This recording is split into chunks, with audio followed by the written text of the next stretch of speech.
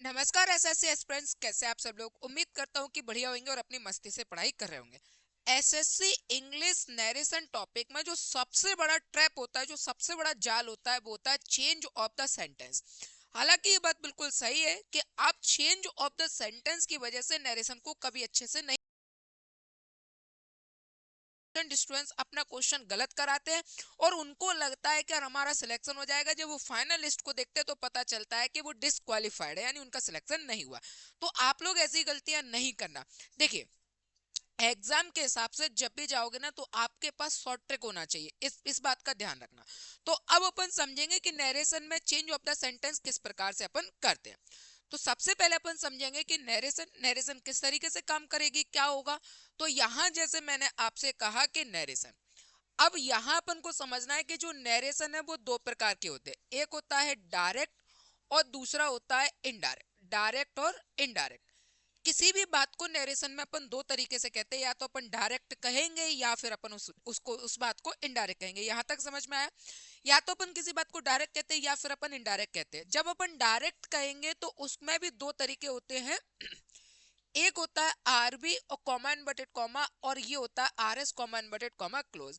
कैसे भी करके जब अपन आरबी और आरएस को एक कर देते हैं तो जो आंसर आता है वो हमारे लिए किसका होता है, या सेंटेंस जो बनता है वो किसका बनता है, इनडायरेक्ट का। ठीक है।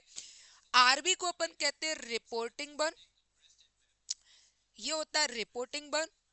और इसके बाद कॉमा इनवर्टेड कॉमा, और आरएस को अपन कहते हैं रिपोर्टेड स्पीच, ये होता है रिपोर्टेड स्पीच। यहां अपन इसको क्या कहेंगे, रिपोर्टेड स्पीच। ठीक। और रिपोर्टेड स्पीच को बेटा अपन कह सकते हैं टेंस। किताबी परिभाषा से थोड़ा दूर हटकर चलो। अगर आप रट के चलोगे तो ये हमारा एसएससी का सिलेक्शन लाकर नहीं देगी। अगर वहीं अपन इस चीज को समझकर चलेंगे, परिभाषा दूसरे के द्वारा दी हुई भाषा, इसका हमें क्या करना है, तो दूसरे की। भाई इतने काबिल बनो कि अपनी डेफिनेशन खुद भी बना सको। बेस्ट है कि कैसे बनाओगे उसको समझोगे। समझोगे तो आप अच्छे तरीके से अपनी डेफिनेशन खुद तय कर लोगे। और मैं एक चीज और भी बता देता हूँ, 15 साल के एक्सपीरियंस में मैंने कभी भी किसी बच्चे को कभी किसी भी चीज की डेफिनेशन नहीं लिखाई। मैं सिर्फ ये कहता हूं मैं समझाऊंगा, आप उसके हिसाब से उसको तय कर लेना। तो यहां मैंने कहा कि आरबी और आरएस को जब अपन एक करेंगे तो जो आंसर आता है वो क्या आता है, इनडायरेक्ट आता है। जब अपन आरबी और आरएस को एक करेंगे तो यहाँ का जो टेंस होता है, ये जो टेंस होगा ये क्या होता है बेटा, चेंज होता है। बस अब हमें यही चीज समझना है कि change of the sentence, change of tense, कि टेंस किस तरीके से चेंज होगा। तो जब भी अपन नरेशन में डायरेक्ट से इनडायरेक्ट बनाते हैं, ठीक है, तो यहां जैसे अपन ने लिखा डायरेक्ट, तो जब भी अपन डायरेक्ट से इनडायरेक्ट बनाते हैं तो अपन सबसे पहले क्या देखते हैं कि कोई भी यहां पर प्रेजेंट दिया हुआ है। अगर अपन यहां पर देखेंगे, देखिए, अगर यहां आपको प्रेजेंट दिया हुआ है, ये क्या दिया हुआ है, प्रेजेंट। देखिए, अगर आपको यहां पर क्या दिया हुआ है, प्रेजेंट, तो ये प्रेजेंट का क्या बनेगा, पास्ट। प्रेजेंट का क्या बनेगा, पास्ट। ठीक है। और वहीं अगर अपन यहां पर देखेंगे कि अगर यहां पास्ट दिया है तो इसको अपन किस में करेंगे, परफेक्ट में। अब एक चीज बहुत अच्छे से समझना बेटा, एसएससी इंग्लिश को एसएससी निकालने जा रहे हो, और एसएससी निकालने के लिए आप इंग्लिश सीख रहे हो। और इंग्लिश में एक टॉपिक है जिसे अपन कह रहे हैं नरेशन। नरेशन में भी अगर अपन पढ़ना है चेंज ऑफ द सेंटेंस, तो जो वो पुरानी बातें हैं, घिसी पिटी बातें हैं, उनको ड्रॉप आउट कर दीजिए, हटा दीजिए। इतना ज्यादा लेंदी हमारे काम आने वाला नहीं है कि हम प्रेजेंट इंडेफिनेट लिखेंगे फिर उसको पास्ट इंडेफिनेट में चेंज करें, प्रेजेंट कंटिन्यूअस लिखे फिर पास्ट कंटिन्यूअस में चेंज करें, प्रेजेंट परफेक्ट लिखे फिर पास्ट परफेक्ट में चेंज करें, और फिर प्रेजेंट परफेक्ट कंटिन्यूअस लिखे और फिर पास्ट परफेक्ट कंटिन्यूअस में चेंज करें। ये सारी चीजें अब हमारे किसी काम की नहीं है। क्या हम इन चीज को डायरेक्ट उठा सकते हैं, बिल्कुल। आप हमेशा याद रखो, वर्ब की फर्स्ट फॉर्म प्लस ऐसा ही ऐसा है तो ये चेंज इनटू वर्ब के सेकंड फॉर्म में। अगर यहां पर डू या डज प्लस वर्ब की फर्स्ट फॉर्म दिया हुआ है तो ये किस में हो जाएगा, डिड प्लस वर्ब की first form, did plus verb की फर्स्ट फॉर्म। ठीक है। इसके अलावा अगर आपको यहां पर एज एम आर मिले तो इसको चेंज करेंगे अपन वॉज या वर में। अगर आपको यहां पर मिलता है हैज और हैव, अगर हैज और हैव है तो ये किस में चेंज हो जाएगा, हेड में। अगर आपको यहां पर मिलता है हैज बीन और ये लिखा है बीन, हैज बीन और हैव बीन, तो ये लिखा अपन ने हैड बीन में, ठीक है। डायरेक्ट हाईलाइट चीज को पकड़ो, डायरेक्ट हाईलाइट चीज को पकड़ोगे। आपने देखा सेंटेंस में इज एम आर दिया, अगर सेंटेंस में इज एम आर दिया तो आप वॉज वर उठा लो, ऑप्शन मिलेगा आप वॉज वर पकड़िए। अगर सेंटेंस में हैज और हैव दिया तो आप हैड को लेकर आइए, हैज बीन और हैव बीन है तो चेंज किस में करोगे, हैड बीन। वहीं अगर यहां वर्ब की सेकेंड फॉर्म या फिर आपको डिड दिया हुआ है तो इसको आप किस में चेंज करोगे, हेड प्लस वर्ब की थर्ड फॉर्म में। वहीं अगर आपको यहां पर वॉज या वर दिया हुआ है तो आप इसको किस में चेंज करोगे, हेड बीन में। इसके अलावा अगर यहां पर आपको हेड दिया है तो ये हेड का हेड ही रहेगा। इसके अलावा अगर यहां पर आपको हेड बीन दिया है तो ये हेड बीन का क्या रहेगा बेटा, हेड बीन ही रखते हैं। इसके अलावा अगर ये फ्यूचर में बिल लिखा है तो बिल का क्या होगा, वुड। उसी तरीके से अगर कैन लिखा है तो कैन का क्या होगा, कुड। और अगर आपको मे लिखा मिल जाए तो मे का आप किस में चेंज करोगे, माइट में। यानी आप कुल मिलाकर कोई भी टेंस जब प्रेजेंट दिया होता है, रिपोर्टिंग वर्ब जब प्रेजेंट में पास्ट में दी होती है तो टेंस अगर प्रेजेंट में है तो उसका क्या चला जाएगा, पास्ट चला। आप अपने दिमाग में केवल इस बात को याद रखना कि प्रेजेंट का पास्ट करेंगे। अब प्रेजेंट का पास्ट क्या करेंगे, तो एक तो पुराना तरीका जो आप हमेशा से पढ़ते आ रहे हो, वो हमेशा से क्या पढ़ते आ रहे हो, आप हमेशा से पढ़ते आ रहे हो टेंस के हिसाब से। यहां लिखोगे प्रेजेंट इंडेफिनिट, फिर लिखोगे पास्ट इंडेफिनिट। भाई प्रेजेंट इंडेफिनिट और पास्ट इंडेफिनिट के अंदर होता क्या है ये कहां पता, क्यों ना अपन उसके अंदर की बिल्कुल डायरेक्टली चीज को पकड़े कि अगर इज एम आ रहे तो वॉज वर्ब की फर्स्ट फॉर्म प्लस ऐसा ही ऐसा तो सेकंड फॉर्म, डू और डज वर्ब की फर्स्ट फॉर्म है तो डिड प्लस वर्ब की फर्स्ट फॉर्म, हैड हैज और हैव है तो हैड, और हैज बीन और हैव बीन है तो हैड बीन। तो सेंटेंस को हमें डायरेक्ट समझना है, ठीक है। चलिए अब अपन इसमें कुछ सेंटेंस समझे। जैसे मैंने यहां पर क्वेश्चन लिखा, ये लिखा मैंने he said comma inverted comma I, और ये लिखा अपन ने प्ले क्रिकेट, ठीक है। अब यहां पर अपन को टेंस चेंज करना है। तो एक तो तरीका यही है कि मैं इस पूरे सेंटेंस को ये कहूं कि ये जो सेंटेंस है ये अपने आप में क्या है, प्रेजेंट का इंडेफिनिट। और अगर ये प्रेजेंट इंडेफिनिट है तो अपन क्या कहेंगे, इसको किस में चेंज करेंगे, पास्ट इंडेफिनिट। लेकिन ये किसी काम का नहीं है। हालांकि आपको आता अच्छी बात है, लेकिन मेरे हिसाब से मैं जो चाहता हूं कि इस तरीके से मत जाए। आप इसमें सबसे पहले क्या देखोगे कि ये जो प्ले लिखा है ये क्या है, वर्ब की फर्स्ट फॉर्म। अगर मैं यहाँ पर डायरेक्टली कह दूं कि ये वर्ब की फर्स्ट फॉर्म है, ये क्या है, वर्ब की फर्स्ट फॉर्म प्लस एस या ई एस। अगर ये वर्ब की फर्स्ट फॉर्म प्लस ऐसा ही है, ऐसे या ई एस है, तो इसको किस में चेंज कर दो, सेकंड फॉर्म में चेंज कर दो। आप बदल दो, ये लिखा अपन ने ही सेड कॉमा इनवर्टेड कॉमा की जगह दैट। अच्छा अब हमने प्रोनाउन इससे पहले वाली क्लास में पढ़ाई है, जिसने नहीं पढ़ा वो पहले वाली क्लास को जरूर देखना, डे थर्ड में जो मैंने आपको पढ़ाया था प्रोनाउन को, उसको जरूर पढ़ लेना। तो यहाँ जो आई है, आई रिपोर्टिंग वर्ब के सब्जेक्ट से चेंज होगा, आई किससे होगा, ही से, तो यहाँ लिखा अपन नहीं। अब ये जो प्ले वर्ब की फर्स्ट फॉर्म में किस में बदल जाएगा, सेकंड फॉर्म में, तो यहाँ पर क्या लिखोगे, प्लेड, और ये हो गया क्रिकेट। ये बन गया इसका आंसर। बहुत सिंपल है बेटा। बस आपने, अपन को क्या लगता है कि बहुत ज्यादा हार्ड हो गया, हार्ड क्यों हो गया कि उसकी वजह अपन उसको बना लेते हैं, लेकिन ऐसा नहीं है। आप उस क्वेश्चन को समझोगे तो बहुत इजी कर जाओगे। जैसे ये लिखा he said to me comma inverted comma, ये लिखा वी आर प्लेइंग, और ये लिखा अपन ने क्रिकेट, ठीक है। अब टेंस बदलेंगे, तो मैंने जैसे यहाँ पर ही लिखा ना, इसकी जगह मैंने दे लिख दिया, तो यहाँ पर क्या लिखोगे, दे। सेट की जगह क्या जाएगा, टोल्ड, और ये मी, कॉमा इन्वर्टेड कॉमा की जगह बेटा क्या लिखोगे, दैट। जब भी अपन आर भी और आर एस को एक साथ में जोड़ते हैं तो दोनों के लिए अपन दैट का यूज करते हैं, ठीक है। अब बात है कि सेंटेंस में, तो सेंटेंस में अपन देखेंगे सब्जेक्ट क्या है, वी। हमें अच्छे से पता है कि वी चेंज होता है, किससे होता है, रिपोर्टिंग वर्ब के सब्जेक्ट से। तो वी को अपन दे से चेंज करेंगे तो यहाँ पर क्या जाएगा, दे। अब हमें डायरेक्टली यहाँ उठाना है इज एम आर, तो ये लिखा अपन ने इज एम आर। अगर ये इज एम आर दिया हुआ है तो ये किस में चेंज हो जाएगा, वॉज या वर में। सिंपल, कोई दिक्कत नहीं है, मैं हूं ना साथ में बेटा। देखो अगर वही चीज को पकड़ के चलोगे टेंस के हिसाब से तो कुछ नहीं मिलने वाला। इतना जब तक आप टेंस को, क्या है ऑप्शन आते हैं, ऑप्शन क्या है, आपको क्विक करना है, बहुत इजी, बहुत कम समय में करना है।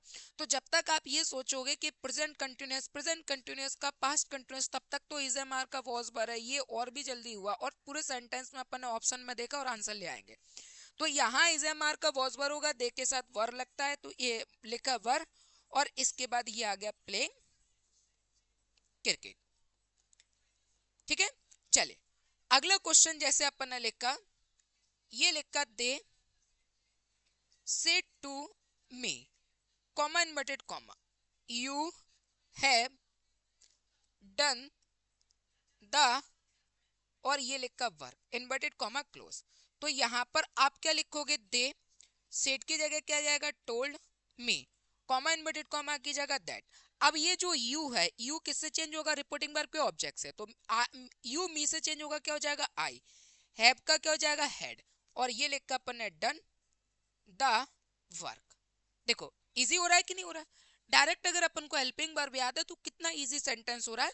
यहाँ अपन ने क्या किया, वर्ब की फर्स्ट फॉर्म को सेकंड फॉर्म में चेंज कर दिया, यहाँ इज एम आर को अपन ने वॉज वर्ब में चेंज कर दिया, और यहाँ पर अपन ने हैज और हैव को डायरेक्टली हेड में चेंज कर दिया। अब एक सेंटेंस अपन जैसे और ले लेते हैं, और वो सेंटेंस जैसे अपन ने कहा, ये लिखा he said to me, comma inverted comma, ये लिखा अपन ने ही कैन सॉल्व द, और ये लिखा अपन ने क्वेश्चन। ठीक है, तो अब क्या करेंगे अपन, ही सेट की जगह यहां पर क्या लिखोगे, told me, comma inverted comma की जगह दैट। ही चेंज नहीं होता है तो ही का अपन ही लिखेंगे।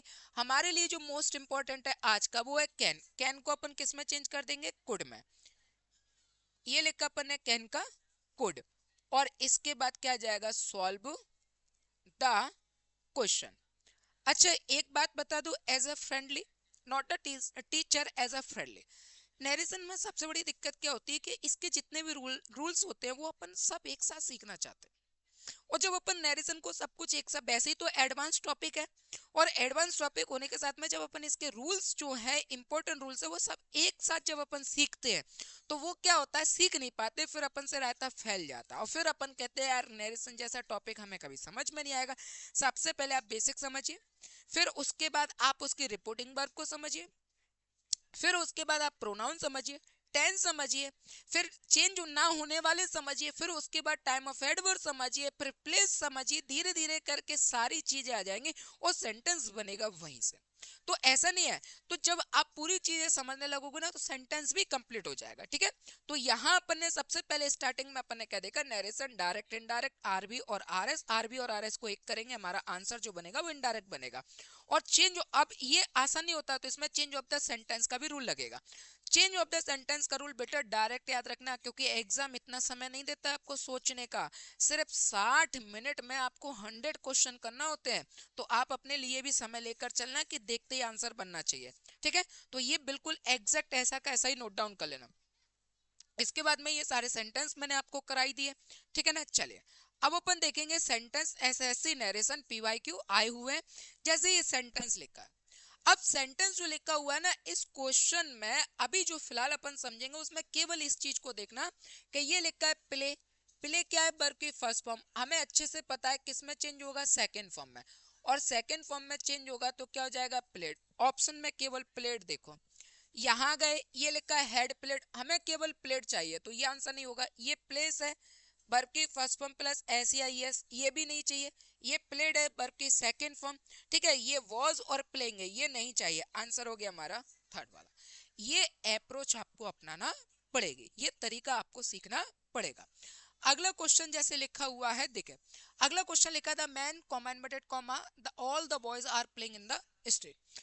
सबसे पहले आप उठाइए इज एम आर, तो आपको अच्छे से पता है कि इज एम आर, और इज एम आर का अपन किस में चेंज करेंगे, वॉज या वर में। आप वॉज वर उठा लो केवल, तो यहाँ पर एड भी नहीं, ये नहीं होगा। ये वर है, ये प्ले है, वर्ब की फर्स्ट फॉर्म में, तो ये नहीं होगा। ठीक है, इसमें तो दिया ही नहीं है वर्ब भी। अच्छा आर और ये प्लेइंग है, तो इज एम आर का वॉज वर होता है, ये भी हट गया, आंसर हो गया हमारे पास सेकंड वाला। क्या समय लग रहा है? जिस नरेशन को आप बहुत ज्यादा डिफिकल्ट समझ रहे थे वो कितना इजी ला कर रख दिया। सिर्फ आपको बहुत अच्छे से तैयारी करना है। इसके बाद अगला क्वेश्चन में सिर्फ आप ये पढ़ो कि हैव दिया है। जैसे ही आपने देखा कि यहाँ पर हैव दिया है तो ये किस में चेंज हो जाएगा? हेड में। आप हेड देखो, यहाँ पर हैज है, ये नहीं होगा। यहाँ पर हेड है, यहाँ पर रीड है, ये हट गया। यहाँ पर हेड है, अब दो हो गया। आपने देखोगे दिस, दिस का क्या होता है? दैट। तो यहाँ पर क्या देखोगे? दिस दैट है और ये दिस है, तो ये हट गया। आंसर हो गया हमारे पास सेकंड वाला। ठीक है, बहुत इजी है बेटा, बहुत ज्यादा इजी। अगला, he said you said to me comma inverted comma I am। तो यहाँ पर m लिखा है, m को आप किस में चेंज करोगे? was और were में। उठाओ was were कहाँ है? was were और ये was। अब I को अपन you से चेंज करेंगे, क्या हो जाएगा? you के साथ क्या जाएगा? were। और ये लिखा अपन है going to अमेरिका। आप देखो सेंटेंस कहाँ है ऐसा? ठीक है, आई को यू से चेंज करेंगे तो आई का आई नहीं होगा, हटा दीजिए। आई को यू से चेंज करेंगे, you were going to America, answer. इसके बाद यू वर गोइंग टू, ये हो गया। ठीक है, अच्छा ये नहीं होगा क्योंकि यहाँ पर क्या, सेट टू का क्या हो जाएगा? टोल्ड। तो ये भी नहीं होगा। ठीक है, अब आई नहीं होगा तो आंसर हो जाएगा हमारे पास थर्ड वाला। ठीक है, चलिए इसके बाद एक अगला, she said comma inverted comma. आप यहाँ पर उठाओ सबसे पहले कैन, कैन का क्या ले लो? कुड। आप जैसे कैन का कुड देखोगे पूरे ऑप्शन में, कैन का कुड देखो, यहाँ कैन है हट गया, ये कुड है रोक के चलो, ये कैन है ये हट गया। अब दोनों में मैच कर लेंगे अपन। ठीक है, लीव द बुक। अब यहाँ लिखा हेयर, हेयर का अपन किस में चेंज करेंगे? देयर में। ठीक है, तो ये देयर है और ये हेयर है, तो ये हट गया। आंसर हो गया हमारे पास सेकेंड वाला। तो इस तरीके से अपन को चेंज ऑफ द सेंटेंस में केवल हेल्पिंग वर्ब को याद करो, इज एम आर का वॉज वर्ब होता है, ऑप्शन में देखो और आंसर ले आओ। बहुत इजी है। अगर इसी चीज को आप और ज्यादा डिप्थ में जाना चाहोगे तो आप सोचोगे क्या टेंस को चेंज करोगे, वो आपके काम का नहीं है। ठीक है, पुराना मेथड हो गया उसको छोड़िए, नई अप्रोच लीजिए और सिलेक्शन लीजिए, आगे बढ़े। थका, कितनी भी थकान क्यों ना हो गई हो, कितनी भी परेशानी क्यों ना हो गई, अभी कितनी भी परेशानी आप क्यों ना झेल रहे हो, एक दिन आपके पास मैसेज आएगा जिसमें लिखा होगा कॉन्ग्रेचुलेशन यू आर सिलेक्टेड। उस दिन आपकी खुशी का कोई ठिकाना नहीं रहेगा। डिस्क्रिप्शन लिंक में सभी वीडियोस जो हैं वो ऐड है, आप देखिए। और आपका एक लाइक, आपका एक कमेंट मुझे मोटिवेशन देगा और आगे और ज्यादा प्रोत्साहन देगा। तो आप लोग जरूर अपना लाइक कीजिए, मोटिवेशन कीजिए और एसएससी एस्पिरेंट्स के साथ में वीडियो को शेयर भी कीजिए। नमस्कार, जय हिंद।